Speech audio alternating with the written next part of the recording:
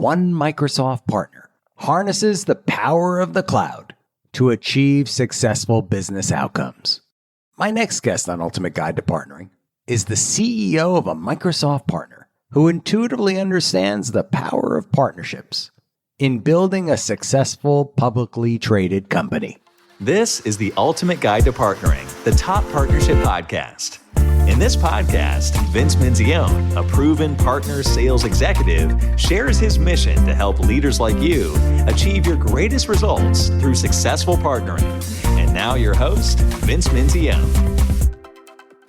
Welcome to, or welcome back to the Ultimate Guide to Partnering. I'm Vince Menzione, your host, and today I welcome Mike Reinhart, is the chairman and CEO of Quisitive.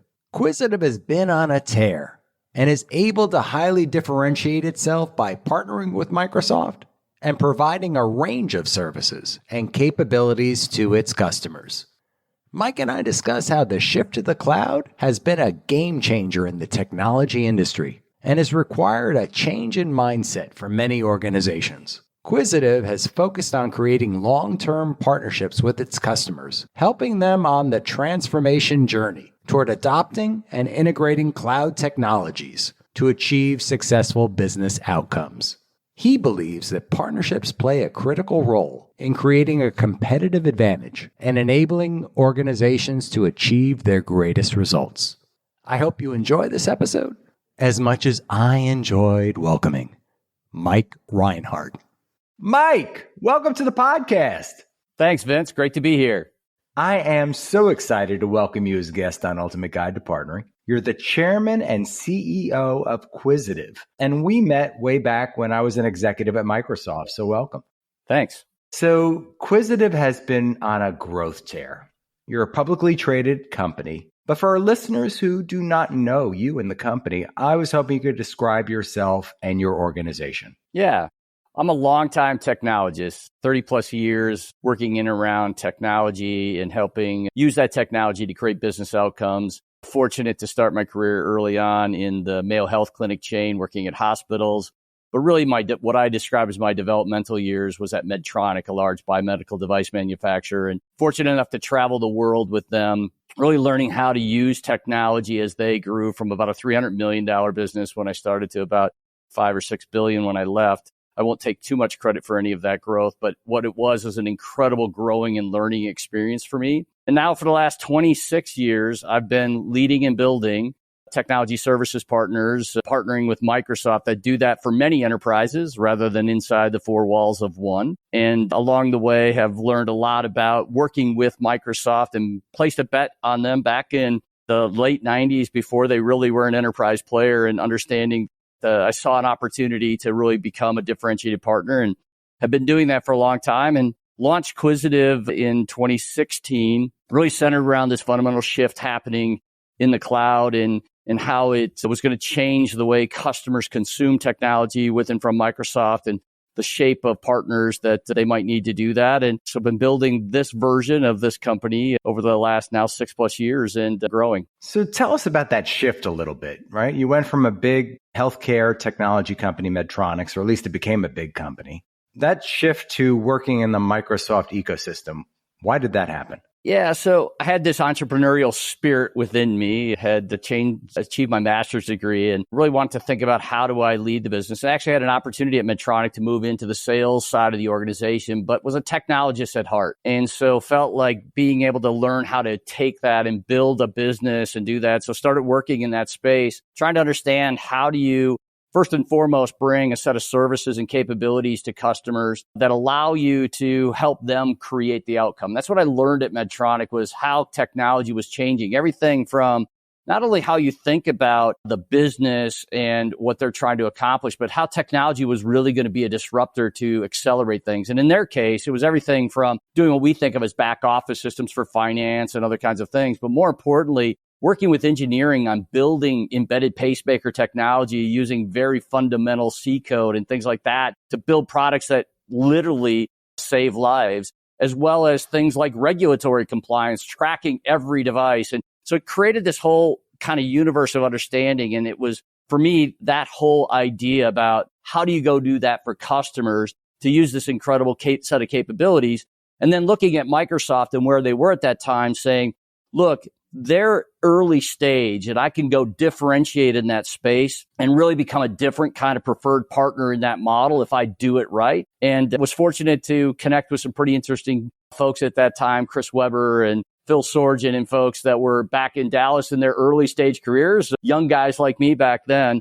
And really started to formulate partnerships with them and taking that and going to market together, and been a crazy fun ride ever since. Some great names there, both Chris and Phil. Phil's been a guest here on the podcast, in fact, and still is a friend today. And I know you have both a personal and professional relationship with Phil. You took and you built an incredible organization, and then you decided on Quisitive, and you made several acquisitions, or at least a few strategic acquisitions over a period of time here. What's the rationale behind these acquisitions? Was it market expansion? Was it IP? Was it acquisition? What drove your decision process? All of those are yes, but I really talk about why. The fundamental shift, and we've all as partners been hearing Microsoft talk about some of the different ways that they're looking for the partner ecosystem to evolve. And this idea about bringing IP to life and having expertise in recurring managed services and things like that. But there was a bigger fundamental shift that I saw, twofold. One was from a Microsoft lens. If you think about how they engaged with customers in the past, they sold an EA, essentially shrink wrap software that was under a 3-year. And then all of us as partners would run around and follow those motions and say, well, you just bought a bunch of SharePoint. Let me help you activate it. And that was interesting. It was a great business model. It was valuable to us, valuable to Microsoft, and valuable to the partner. But when you think about the shift to the cloud, there was this really dramatic change for Microsoft. First of all, how revenue is recognized. You didn't get to close a deal on the last day of the year and get all the revenue recognition. It was all about this mechanism where you had to consume the service to create revenue. And the reality of it is the day somebody signs an agreement with Microsoft on using Azure as instance, they only make a small amount of money. It's not until you start to activate workloads. So that was the kind of the fundamental shift, number one, about changing the way Microsoft needed their partners to be able to not only help them win the platform, but more importantly, activate all of the needed consumption. The second lens in everything I do is led from a customer lens. As I talked to more and more of the senior executives at the customers we were working with, there was one fundamental thing that they talked about. When I work with Microsoft partners, I need 5 or 6 partners to enable what I'm trying to do. And that was fine, again, when you pick somebody to do SharePoint and you pick somebody to do your applications or your infrastructure, whatever that might be. The fundamental shift was this idea of digital transformation. And it's no longer about projects. It's about an engagement journey. And that journey, they began saying, I need a partner that can take me on that journey. And if it's about leveraging Dynamics as an enabler for my finance or my Salesforce or marketing organization, or if it's about using Azure and other kinds of things to enable it, I need one throat to choke, if you will. And it didn't exist. All of us were interesting, but not relevant in the eyes of Microsoft or in the eyes of the customer because we couldn't do it at scale. So that was the fundamental drop to say, building and scaling an organization that has all the things you talked about in terms of IP and managed services capabilities and industry acumen, but really all of it coming from the eyes of the customer, Microsoft, and how they needed a different partner to emerge. I love what you had to say here. First of all, I used to refer to it as backing up the truck and dumping off the EA with all the products on it and leaving it to all our great partners to then go implement that over a period of time, by the way. It didn't happen overnight. And then the conversation about being more relevant, having the one throat to choke, it was very difficult for the customer to point to anybody except Microsoft at that point and say, who's going to be accountable for the success of this project? And it sounds like that's what you're accomplishing here. Yeah, no question. And if you think about the really big global systems integrators do that for that top tier of customers, provide that kind of organization, or large enterprises have their own internal IT group that are capable of orchestrating that. But when you think about mid-market and lower level enterprise, where all the real white space is in the world, they don't have that capability and are really looking for somebody that can step in and bring that thought leadership and execution across many dimensions. So will you work with other organizations as well, not just the ones you've acquired, but other organizations to pull that complete solution in for a customer? We do, where we don't have the depth and breadth. And many times the companies I end up acquiring are those that we partnered with and got to know better, right? So as you think about the journey, we started in 2016, so we're a relatively young company, but We've got over 850 people around the world, including full offshore capabilities. We've built out a set of services, both in managed services through acquisitions that we are able to bring into the process. Some really unique IP in healthcare and manufacturing and public sector that were companies that built some really great product, but they didn't have an engine to commercialize it. So that's the other thing we bring is this commercialization engine around sales, marketing, and our partnership with Microsoft to really amplify things that they created as great assets, but really couldn't realize the benefit. Many of these smaller partners who built a product, they're trading off the guys and gals that are building the product with the ones servicing the customer. They don't usually have a sales engine and marketing engine to go do it. And that's what we're cohesively putting together and bringing that to market to help enable those companies to benefit from what we offer them as part of that merger acquisition process. 850 is a significant number, and you're dealing with large enterprise organizations, many of which are heterogeneous in terms of their technology stacks today, right? This hybrid cloud and heterogeneous cloud approach that we see in a lot of these organizations. But you've stated you're a Microsoft shop. How do you rationalize that? What do you say to these organizations about your decision process and where you play in helping them with their solution set? Yeah, it starts with a few things. One is many organizations, other than the really big guys, there's a lot of smaller guys that say they do all that. And my argument would be, and I was one of these guys in the past, I didn't do any of it really well. I did it all okay. And what I want to be is really good at the things we bring to our customers. And so that's the discussion we have with our customers. And many of our large enterprises who have a multi-cloud strategy, we talk to them about, you need the specialist within the Microsoft domain of your multi-cloud strategy. You should go pick the Google specialist. You should pick that. And then we'll help you organize that across. But we're going to be the ones that know and make sure that your Azure instance or other components of what you do are absolutely best in class in terms of how it participates in and against that. And the second thing is when they're doing workloads that are specific to Azure deployment or other kinds of things, especially on application and data and other kinds of things as part of that, you want the experts that know and understand how to do that in the best way. And in many, many cases, they embrace that model. There's certainly some of the really big customers that are going to take a different approach on that. And that's okay. We don't have to have every customer be our customer. There's a vast market opportunity to be able to focus on those that can value and appreciate that approach. So, Mike, I want to peel back a little bit on something you said earlier. A lot of these organizations that you focused in on, they had a specific value set, solution set that they brought to a market. And then you talked about a few of the vertical markets that you've acquired IP in. You talked about healthcare, public sector as two examples, very both near and dear to my heart. As you lean forward into 2023 and you lean forward future years, how are you thinking about what drives that investment decision? Industry-led is a big, big piece of our strategy. And there's really kind of three layers to that. So again, you go back to what does a customer need? Again, Microsoft is certainly a voice, but at the end of the day, all that matters to me is, are we serving our customers well? And if we look at what they need in this, again, journey that they're undertaking, they need, first and foremost, somebody that can do the horizontal services that we talked about. And again, many good partners can do that.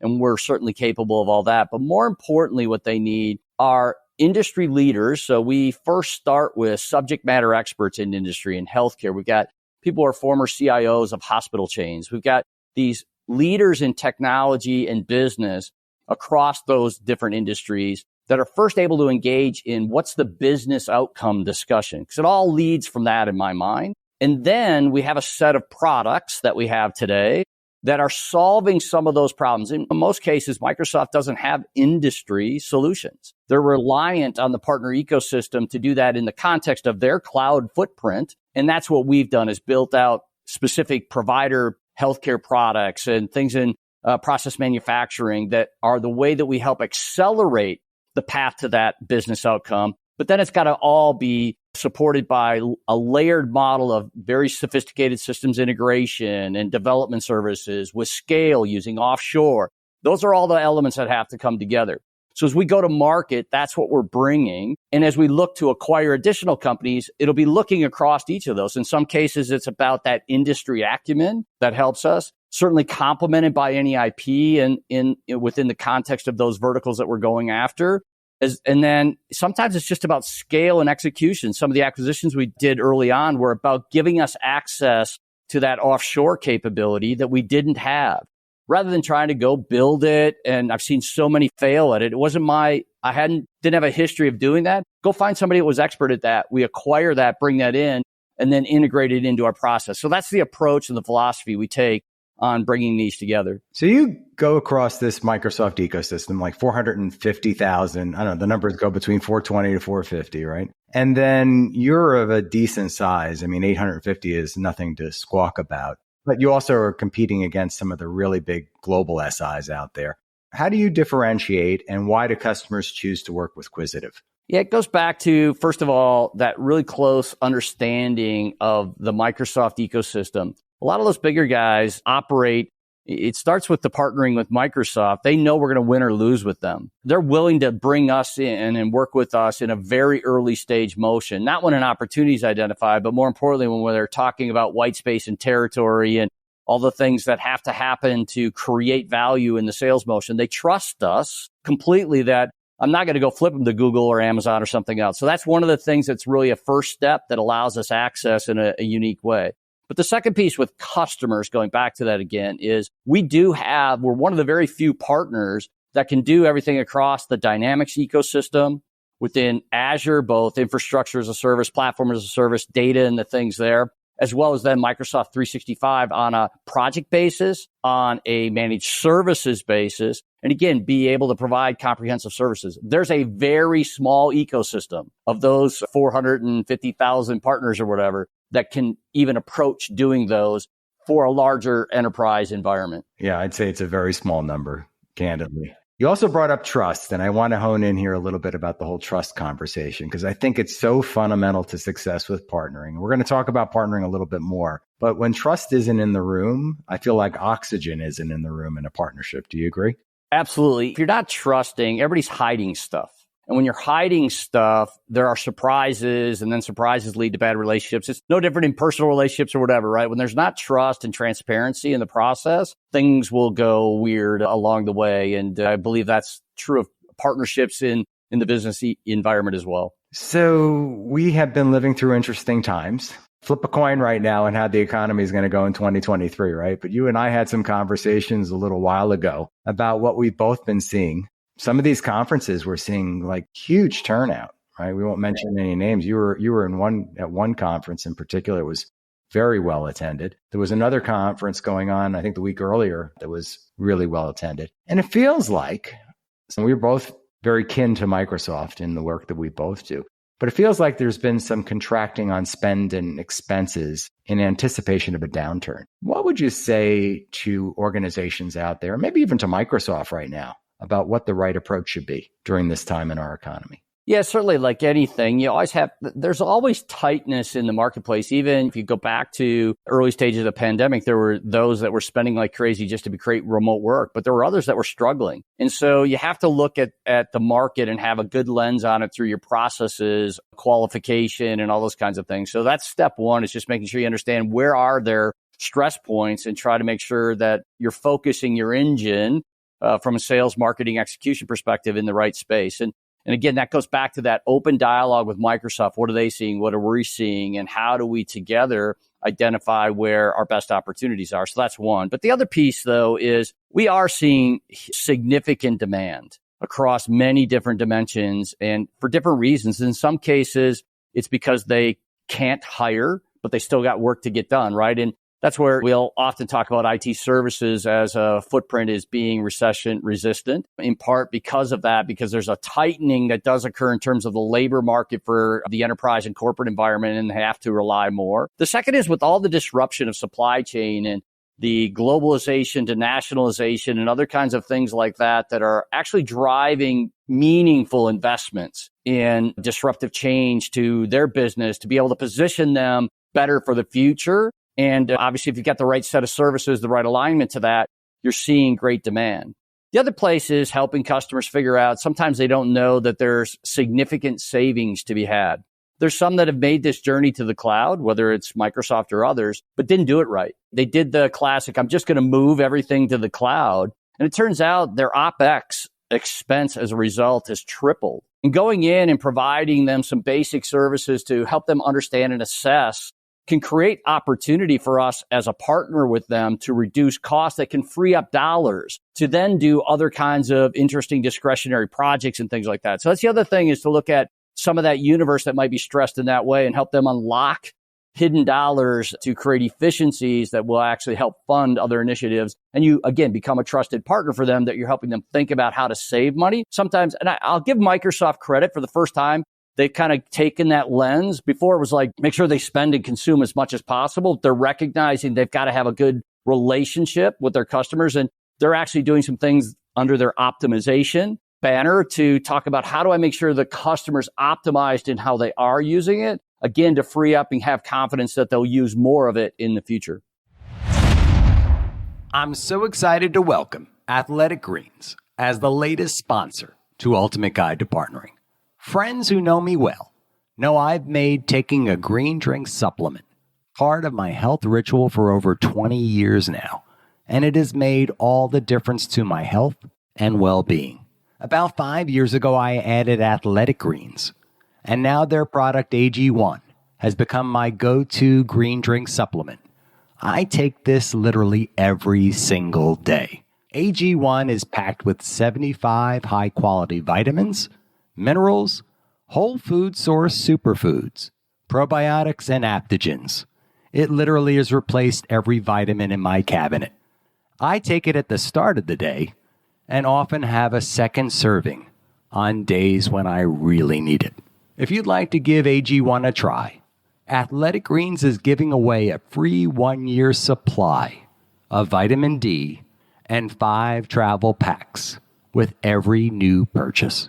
Check them out at athleticgreens.com/Vince M.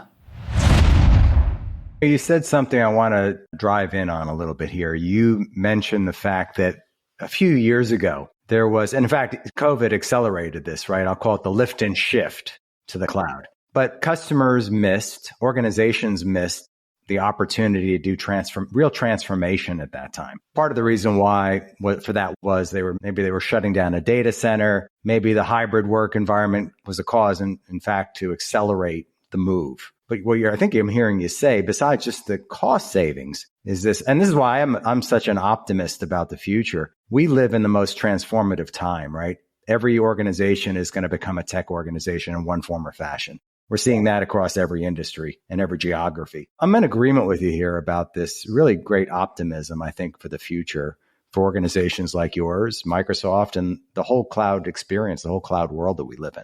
Yeah, and the whole move to the cloud on infrastructure and all those things is fantastic, but it's a classic bell curve, right?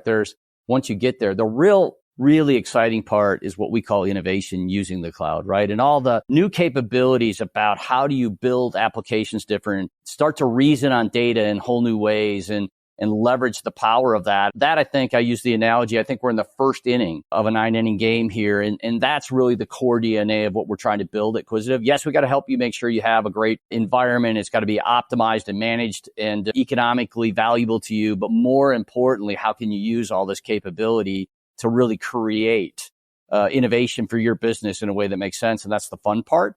And we're seeing companies embrace that even in these difficult times that we're in today.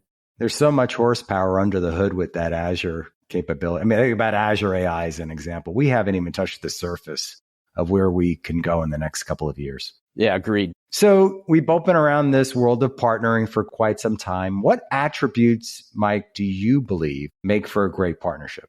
And obviously, you've been living these. Yeah, I touched on a couple of them earlier, really this idea about trust and transparency, right? And an open dialogue.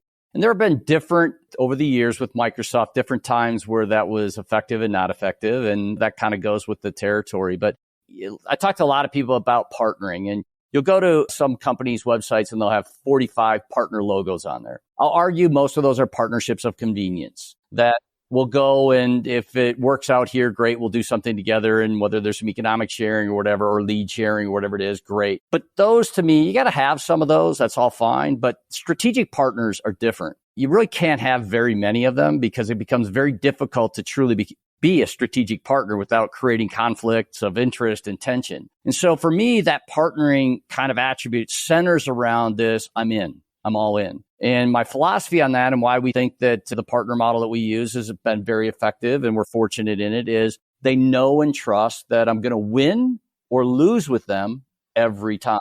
That changes things. Now, in that partnering model, there's all kinds of things that happen. I've talked before at Inspire and others events about this. Is Microsoft in a partnering motion with them? You got to remember partnership is two-way. Too many partners think about it. What do I get from the Microsoft partnership? How do they give me something? Versus you got to remember you got to give. And Microsoft's got all kinds of things that they put up, as I call them, hoops and hurdles. You got to jump through and go over. And you got to know which ones matter because they don't all matter to you. They might matter to others, right? And it's knowing and understanding in your motion with them, which are the most important ones, and how do you make sure you hit every one of those? And secondly, as part of that partnering with them is knowing that some of what they ask you to do is for their benefit way more than yours. But over time, that investment in that partnership yields the return where you get the great win or the great opportunity they included you in or the programmatic motion they asked you to be the beta partner in. It's that give take. And too often I see partners not willing to put the all in investment to do those things. They go, well, this doesn't, all this work adds no value to me. And that's, you can't measure the micro. You have to measure the macro. And the macro is about that portfolio approach with them. So to me, that's the key thing that's very difficult sometimes to get people their head around. It took me a few years, I'll be honest. I'll give Phil Sorgen a lot of credit to giving me a lot of coaching and guidance about, remember, why does it matter to Microsoft? You brought up a couple of things, or you reminded me of a few things here, because I got the chance to work with your organization, one of the organizations that you acquired way back in the past when I was at Microsoft. And your organization would show up with a book, a four-bound. In those days, it was printed out. Today, I know it's a digital version of the book. And literally, we'd start the meeting. We'd do our annual business review, usually at Inspire. Open to page 26. There'd be my public sector business. There'd be my scorecard. And your team would highlight how they helped me hit my scorecard number. Now, if people who don't know Microsoft, everybody lives and dies by a scorecard at the executive level. Teams get paid on revenue, but executives get paid on scorecard metrics. To make that point as blunt as I can, like you came in and it resonated for me how I needed to partner with you more because, again, the trust, the assurance that you were going to help me make my targets each year. Yeah, and we still do the same thing today. Full digital workbook that we create that the team, our marketing and sales and leadership team put together around every industry. And we cascade that down. One of the things we talk to all of our sellers about, the first question you ask, or if it's a part of our pre-sales function with the solutions teams or whatever, is make sure you understand how your partner on the other side of the table, how do they get paid? And understand what that measure is and how do you help impact that? And again, it can't be all you're thinking of. Again, it's got to go back. Everybody's got to put the customer first, both us and Microsoft. And sometimes you have to remind everybody in the model that is the first and foremost thing. But then if you back into it to talk about, if I help this partner at Microsoft or hit this scorecard metric, that's good for Microsoft. And if we actually align our KPIs to match to that, we put compensation around it and all those kinds of things to create sort of that healthy sort of environment where shared influence. I mean, again, go back to, you want to see what people focus on, figure out how they're paid, and you're probably likely going to align quite well to it. Well, you've given other organizations here some really good nuggets about how they needed to think differently about their Microsoft relationship. What have you seen from the organizations that have failed? Is it just the antithesis of what we just discussed? There's different things. Sometimes it is resistance to sort of that really leaning in. They won't go all the way in. But the other piece is Microsoft does have a tendency to change things. It used to be annually and sometimes quarterly. And so it's knowing and understanding their rhythm of the business. That concept is, again, another one that we've embraced. We mirror the rhythm of the business very carefully and learning a lot from Microsoft in that regard. But in that motion is understanding what are programmatic things that you need to participate in that are for this quarter or for this fiscal versus things that are long running. And it's really important because, and you got to know, there are some programs in the past that were brought in where Microsoft, you got to move everything to this scorecard and do these things. And companies, a lot of partners would go invest a lot of money in building these things based on a 3-year return cycle. And 2 years into it, Microsoft chopped your knees off and eliminated it. You've got to be really careful about knowing what is this program? What's the relevant investment? There's very few things that you can think about with Microsoft that you could expect them to last more than 2 or 3 years in that partner model, especially whether it's funding programs, other kinds of things. Even CSB, for example, there's no like 10-year commitment to that revenue stream. Now, again, if you're doing the right thing with the customer, things will happen, but you don't get these contractual things. And that's sometimes people struggle with. You got to always be very aware of the life cycle and the rhythm of the business of those programmatic things, because that will frustrate you really fast. And in fact, could really damage your company if you overbet on something that Microsoft views as a short-term thing to meet some targets versus a change in how they engage in the marketplace. Point as well. I think it's discerning what those things are that are short-term. And I'll just say it here, like building those great relationships internally and understanding within the four walls of the organization, what is a short-term metric that we're trying to achieve against and what's a long-term objective, right? So moving to Azure, Teams, I could think of a few that are long-term objectives, and you either get on the bus or you don't get on the bus, and it's going to impact how successful you are with Microsoft. Yeah, and back to your point, it's connecting at different levels. You got to have your sales team connecting, your marketing teams connecting. You got to have your thought leadership folks connecting, and then you have to have executive relationships, and you're constantly validating sort of those priorities, because at some levels it's very tactical. It's about the quarter. It's about the next 2 quarters or whatever that they're trying to really kind of bring together. But if you have the right executive relationships, they'll give you insight to here's more the strategic vision that we're creating. And again, that's something we try to invest a lot of time and energy with many, many touch points at all levels in the organization. And thankfully, I've invested enough over the years that we have the right to have that access to do those discussions. Well, it sounds like you're doing an incredible job there, Mike. Thanks.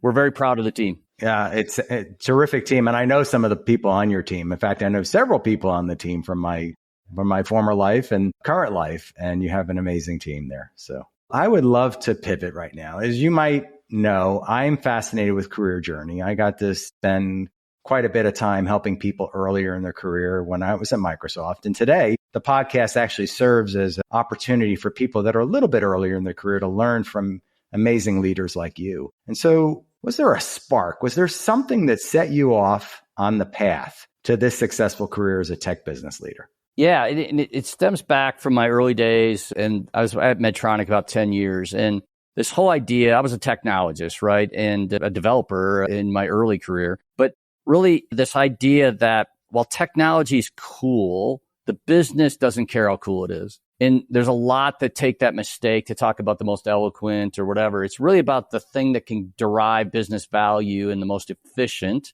and effective way. And sometimes the cool thing is the shiny object. But it was really learning that and understanding that. And again, that I was very blessed inside the organization. There was this whole cultural mindset about serving the business.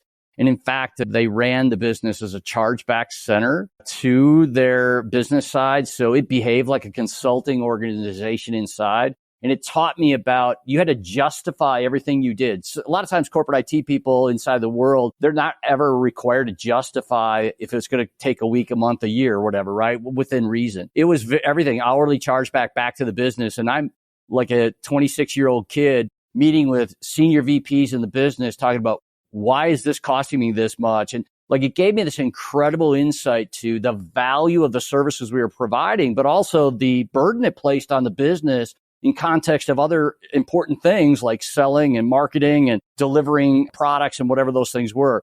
So that was really the catalyst for me in that world to really understand that there's a high need for this technical service mindset that's about creating business value and having that always be the driver. Technical service mindset. That's a new one for me. I like that. Was there a mentor that helped guide that journey? Yeah, Tom Moran was the CIO at Medtronic at the time. And Tom is somebody that I think the world of. He came from, back then it was the big six. So he came from that consulting universe mindset and brought that into corporate America. And I was very fortunate that was where I landed. And he took me under his wing and helped guide me. I always use the analogy. It's like when you take your kids to the bowling alley and they put the bumper guards up so you can throw the thing down there, but you'd never go into the gutter. He did that for me early in my career. He'd let me go take on tough challenges, protect me from getting myself and him in trouble with senior leaders in the organization. It was really helpful where he would talk about, hey, had I not blocked this here, you'd have been in the ditch. Here's why I made the decision. So great leader, but he had that mindset about, again, this service mindset within a corporation, which was very different. Yeah, it sounds like he helped you build confidence in your capability. Very much so. I love the bumper analogy too. That's fun. This has been a fun conversation all along, but this is like my favorite question. I love to ask this question of our guests. You are hosting an amazing dinner party, and you can host this party anywhere in the world you like to host it. Maybe it's in Texas, maybe it's in Wisconsin, maybe it's someplace else. And you can invite any 3 guests from the present or the past to this party. Whom would you invite and why? I'll start with, again, a very impression time for me. Bill George was the CEO of Medtronic for most of my tenure there, and an incredible thought leader, again, developed people. I would meet with us when I first became a manager there, sat down and had lunch with me, talked about philosophy, and really instilled in this mindset about that. He's continued to be a leader in the industry. If you follow him on LinkedIn, he's a Harvard professor in leadership and does a lot of great things. So anyways, Bill George, an amazing thought leader that I was able to be a few degrees removed from. Would love to spend some time at dinner with him and dig into the journey that I was part of, that I was a benefactor of under his leadership. The second is actually Satya Nadella. I've been fortunate. Being with Microsoft, I've had the opportunity to meet one-on-one with all 3 CEOs of Microsoft and Satya not too long ago. Spent some time with him. But what he did in transforming the culture at Microsoft, changing the mindset of that company was fascinating. And being so close an observer to it. I had a chance to talk to him a little bit about that in the short time I had with him, but I would love to spend some more time really exploring that part of it, because I do think it is such a fundamental change that he did there. And last is a little different one. It's Coach K, Mike Krzyzewski. I'm a basketball junkie. And in fact, in my early career, I played basketball in college, and right after had my computer science degree. I was offered a job. I was an assistant varsity high school basketball coach for a little while, and was offered a job to go be a coach in college, to be a recruiter and start that path. And it was one of my visions, is to potentially become a college coach. But then I had this other opportunity to go work at the Mayo Health Clinic. And it turns out that paid $22,000 a year versus $10,000. And that $22,000 a year journey won. But anyways, Coach K is somebody that I've followed. And if you think about the way he developed young men, his leadership, how he approached not only the X's and O's, but more importantly, all the other things. I recently saw him speak at a conference, and he talked about one of his biggest challenges was the U.S. Olympic team after they had struggled so much, and he was brought in to bring leadership to a group of very successful men, but that had bring them together as a team. So anyways, would love to spend time and learn about his thoughts and basketball and all those kinds of things. So that would be my dinner for 3. I'd love to come along. Maybe I'll come bring a beverage or something. First of all, Bill George, I don't know. I'm going to look him up. But Satya, we had Mike Gervais on as a guest, and we talked about the room and coming in and helping Microsoft on that growth mindset journey. And I talk about this all the time about how important fundamental mindset is. I know you also believe in this as well. And then Coach K, I know that story because that was the dream team originally, but then they got a little complacent. And I recall that he brought them to West Point, which is where he got his start. And he got them in front of the veterans. They learned what their why was, which I think was so fundamental to them continuing their success, right? They didn't have a clear why at that point. Yep. And the whole idea about playing for country and why that mattered and instilled in them, and to your point, bring veteran in to talk about why they fought for our country. And so anyways, brilliant mindset about impacting both dimensions. You think about doing that in the context of professional athletes, but the same thing is 17 and 18-year-olds and bringing them into your world, into this high profile basketball and helping them develop as men. The kind of people and character that he both recruited in and the players that he created, that was very impressive. Such an amazing individual. So Mike, you have truly been an amazing guest. An outstanding guest, I would say. So we're kicking off 2023 now. What advice would you have for our listeners to help them optimize their success in 2023? Yeah, I think you got to be mindful of what is happening in the outside world and continue to monitor. At the same time, don't allow it to paralyze you. Sometimes I hear people start to get fearful. And my whole view is that we can navigate through it. So keep your focus, understand your strategy, understand where your areas of excellence are, shore up some of those weaknesses that you have. We all have them.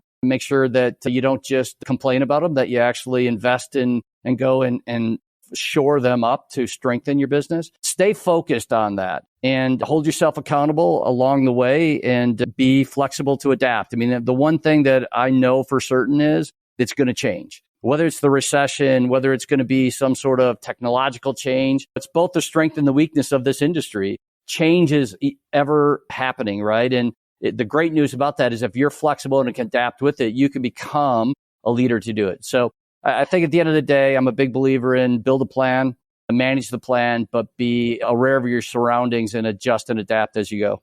Great advice for our listeners, Mike. It has been such a pleasure to have you as a guest, and I wish you all the best as we continue in 2023. Thanks for joining today. Thank you. Appreciate it. So there you have it.